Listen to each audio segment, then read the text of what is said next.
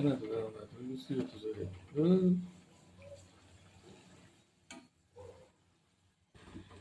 দেখো বন্ধুরা, আজকে দেশি মুরগির ঝোল দিয়ে আর আলু পরোটাটা দিয়ে আমরা খাবো। এই যে রাত্রের আজকে ভাত খাবো না, দেশি মুরগির ঝোল আর আলু পরোটা খাবো। তোমরা দেখতে থাকো। এই আলু পরোটাটা একটু কেটে ফেলবো।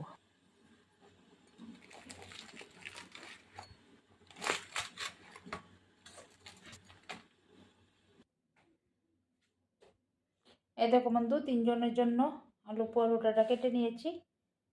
এই যে বাটিতে মাংস নিয়েছি আর মাংস খাচ্ছি।